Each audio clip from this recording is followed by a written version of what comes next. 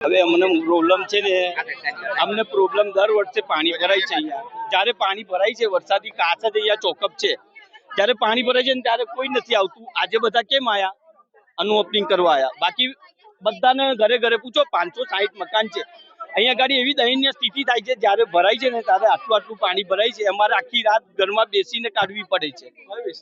આનંદનગર, કારેલી બાગ આનંદનગર છે. આ 560 મકાન છે. સમયથી તો લગભગ અમને નહીં તો 8-10 વર્ષથી આ સમસ્યા છે. દર વર્ષે પાણી ભરાય છે. હમણાં વચ્ચે જે માવઠું પડ્યું ને, માવઠું ત્યારે પાણી ભરાઈ ગયું. એ બી મેં મૂક્યું છે ફેસબુક પર. આપણે વિરોધ છે ને, વિરોધ આ લોકોનો નથી, પણ જે કામ નથી થતું ને એનો વિરોધ છે. કોણ કામ નથી? અહીંના કોર્પોરેશન કે કોઈ આવતું જ નથી. આ તો હમણાં આનું ઓપનિંગ છે એટલે આયા. બાકી પૂછો ને તમે, કોઈ નહીં આવતું. આખી લાઈન જ ચોકઅપ છે તો પાણી ક્યાં જશે? ચલો અહીંયા 4 કોર્પોરેટરો છે.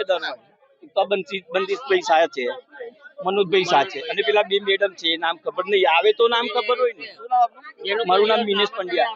ભાઈ સાહેબ, તમારો તો આભાર માનવો જોઈએ. અમને ગઈ વર્ષે સહાય મળી ને એ મીડિયાના દ્વારા મળી છે સહાય. બાકી અમને સહાય ના મળે, 110% ના મળે.